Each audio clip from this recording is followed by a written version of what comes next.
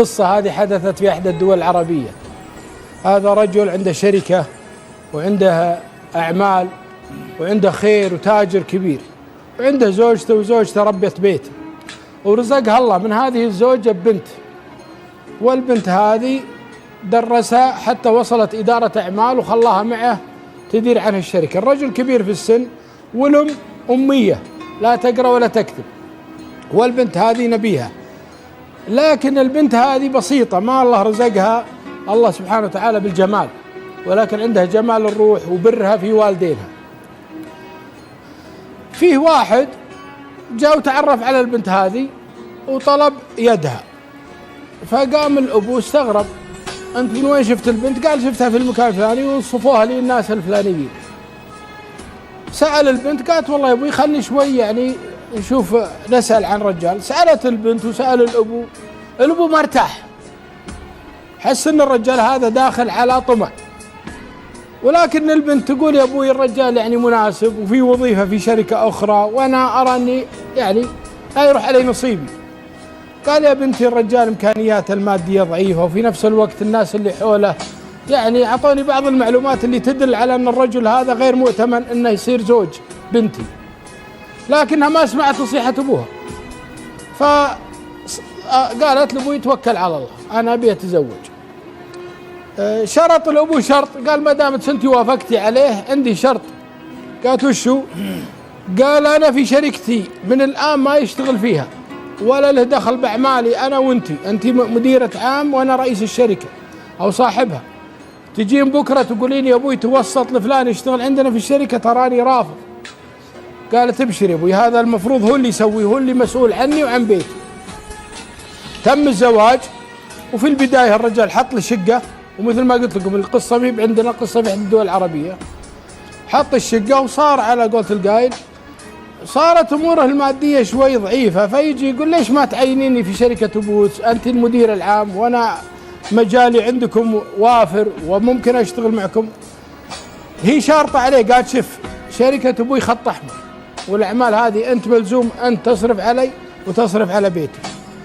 بعد له سنة ورزقها الله بولد من هالمرة، والسنة الثانية جابت له ولد، لكنه صارت ظروفه المادية صعبة جدا، حاول فيها حاول، جات لأبوها قالت يا أبوي خلنا ندور العمل ولا أعطيه، قال خط أحمر ما يطب الشركة، هذا اتفاق بيني وبينك، وأنت تبين أصرف عليك وعلى عيالك حاضر، بس هو الرجال ما يجيني. الرجال مستحس منه، داري اتضحت له فيما بعد أن الرجل داخل على طمع. كبر الشايب هذا وتوفي أبو البنت، وصارت هي المسؤولة الكبيرة عن الشركة وهي المرجع الأوحد. فجاءها زوجها وقال الحين الوالد توفى وهو اللي بيني وبينك، أنا زوجك وأقرب الناس، خليني مساعدتك، خليني أمسك الإدارة المالية، أنا رجل محاسب. قالت ولا تطب الشركة.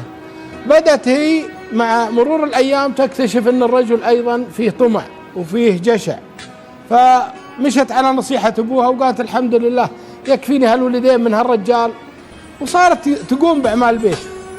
الرجل هذا خطط خطة غريبة لهالمرة هذه، عندهم مزرعة، وقال ايش رايك نروح المزرعة هالأسبوع هذا نستانس.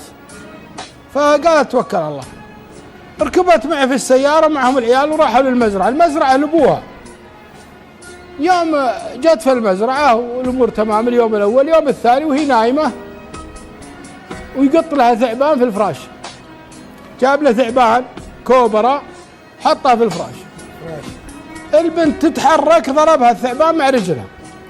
يوم قامت تستفزع ولا الخدم يوم جو للثعبان، والمنطقة منطقة زراعة ما يعني ما هو بغريب عليهم، شيلوا المرأة ودوها المستشفى وتقعد في المستشفى 12 يوم بين الحياة والموت، والله سبحانه وتعالى يفكها.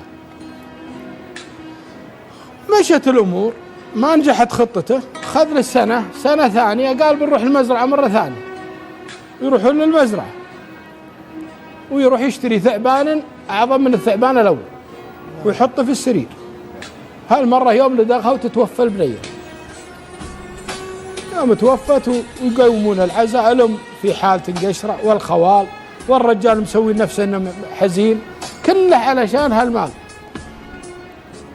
يوم فتحوا العزاء اليوم الأول، يوم الثاني الرجل متأثر مسوي نفسه مرة يوم جاء اليوم الثالث يا اخوان وهو قاعد في العزاء جنبه ام زوجته هذه الاميه وخالها خال زوجته جنبه على اليسار، ولد عمره 25 30 سنه، حاط الجوال الايفون على الطاوله والناس تعزي. قام التفت لام زوجته قال يا خالتي، قالت نعم، قال حنا نبي نقسم الورث.